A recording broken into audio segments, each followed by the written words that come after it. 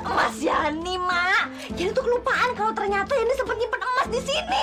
Aduh, syukur alhamdulillah. Alhamdulillah, Yan. Aduh, kalau gitu, Mak, Yani bisa buka usaha lagi nih, Mak. Iya. Syukur deh, Yan. Yan, Yani buka warung aja, ngewarung. Ya? Warung? Ih, nggak level.com deh, Mak. Mak, secara warung itu kan untungnya dikit banget, Mak. Nggak mau ah. Yani nggak pengen buka warung. Dan Yani itu nggak mau dihina lagi sama orang gara-gara miskin. Nggak. Mau buka usaha apa sih? Yani punya ide, Mak. Cuma satu usaha yang bakalan Yani jalanin. Apa tuh? Karena dengan cara ini Yani bisa ngebalas tuh orang-orang yang udah menghina Yani. Yani kepengen ngerentenir lagi. Yuhu. Rentenir. Assalamualaikum. Waalaikumsalam warahmatullahi wabarakatuh, Bang Maruk. Akhirnya aneh ketemu juga sama Usman yang katanya Ustadz. Ilmunya cuman pas-pasan. Ilmunya banyak, Bang. Diam ente, song ente. Kalau aneh nggak suruh ngomong, jangan ngomong. Paham? Paham aja dah. Bang, ada apa sebenarnya, Bang? Aneh yakin, ente pasti nggak bisa jawab pertanyaan aneh. Oh, yang mana tuh, Bang, pertanyaan nih? Ente tahu kan, si Salma meninggal? Tahu banget. Malah saya lagi jalan mau ngimamin sholat jenazahnya, Bang. Berarti ada jasadnya dong. Makanya ente mau sholatin. Nah, aneh mau tanya nih sama ente nih. Kemana ruhnya si Salma?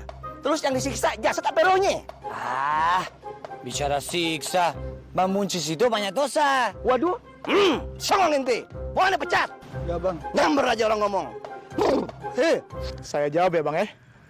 Allah Subhanahu wa ta'ala berfirman, kullu nafsin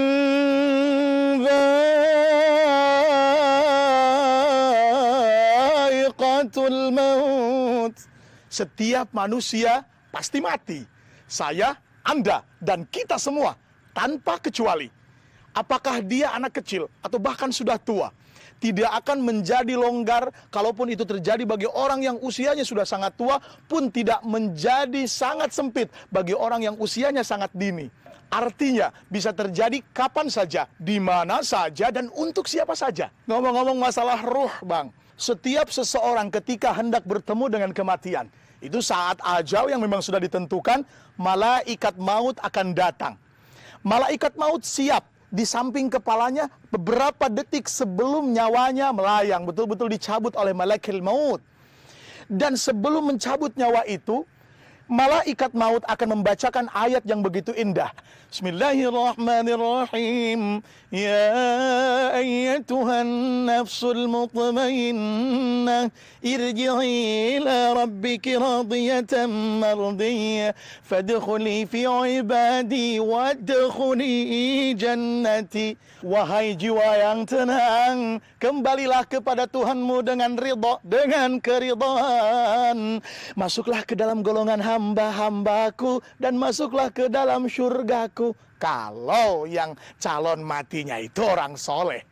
Lalu kemudian ketika ruh itu dicabut dengan begitu lembut, dicabut dengan begitu tenang, tercium aroma wangi sekali, bahkan lebih wangi dari kasturi sekalipun, minyak terwangi di dunia.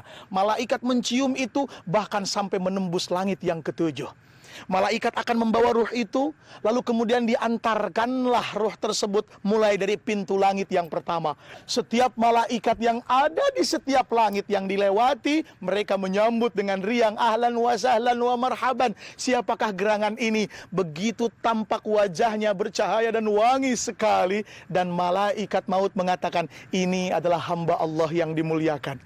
Melanjutkan perjalanan hingga langit yang ketujuh, dan jadikanlah dia sebagai penghuni illiyin, surga yang tinggi derajatnya, surga yang dimuliakan bagi hamba-hambanya yang dimuliakan.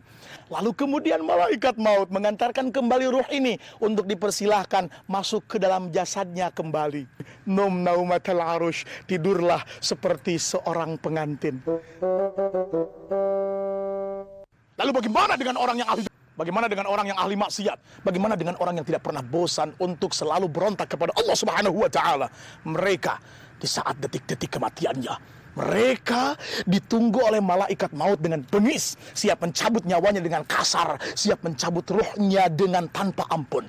Lalu kalimat yang disampaikan bukan kalimat indah seperti yang disampaikan kepada hamba Allah yang soleh. Malaikat maut mengatakan, wahai jiwa, jiwa yang keji, maka kembalilah kepada Tuhanmu dengan kemurkaan. Lalu siap-siaplah menjadi pengisi neraka, menjadi kayu bakarnya api yang tak pernah kunjung padam.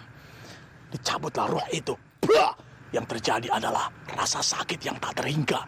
Lalu roh itu ketika dicabut, dia mengeluarkan bau busuk yang tak terhingga.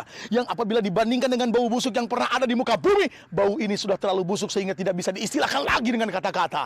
Lalu kemudian, roh ini diangkat. Diangkat hendak seperti yang tadi untuk diantarkan ke langit 1, 2, 3, 4, 5, 6, 7. Tapi apa yang terjadi? Pintu langit yang pertama sekalipun tidak mau terbuka.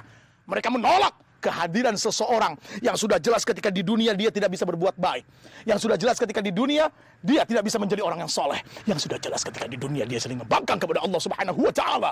Maka ketika pintu ditutup, yang terjadi adalah malaikat maut melemparkan roh ini. Roh ini terlempar terombang-ambing di antara angin, bahkan kemudian bisa tersambar petir, dan semua makhluk yang bisa berterbangan menyambar makhluk ini. Lalu Allahu Akbar, apa yang terjadi?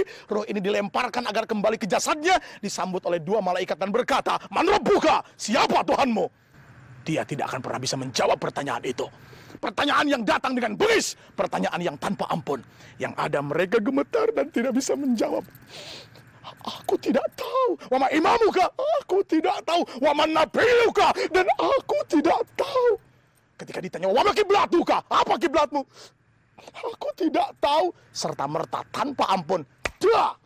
Pukulan gada, pukulan batu besar, dan berbagai macam pecutan belati dari neraka. Yang ada adalah rasa sakit yang tak terhingga. Lalu malaikat kemudian mempersilahkan, tidurlah seperti orang yang tersiksa dan tak berhenti dipatuk ular. Ular yang begitu besar, yang panjangnya 7 hasta, yang kita tidak bisa memperkirakan berapa besarnya, sehingga tubuh kita cukup dengan 1 bukaan mulut kecil saja akan terlumat habis. Lalu kemudian dimuntahkan kembali, lalu kemudian dipatuk lagi. Kala jengking yang jumlahnya ribuan dan tak terhingga akan terus mengganggu. Apa yang akan kita katakan saat itu? Banyak yang terjadi adalah ketika mereka berkata, "Ya Allah, persilahkan aku kembali hidup di muka bumi dan aku akan menebus semua kesalahanku." Semua sudah terlambat. Faham Bang Maru? Ternyata ente berilmu ya. Aneh kasih 1 jempol buat ente. Kenapa nggak 2 jempol, Bang? Kagak. Karena teori yang dia baca sama teori yang aneh baca. Orang yang begini nggak perlu dialam, nggak perlu dikasih hati, nggak perlu dipuji, nanti jadi sombong. Soleh, ayo kita berangkat. Kemana, Bang? Tadabur alam. Assalamualaikum. Waalaikumsalam warahmatullahi. Untuk saat ini Bang Maruf benar. Terlalu banyak memuji kepada manusia akan membuat manusia itu lupa diri. Akhir zaman.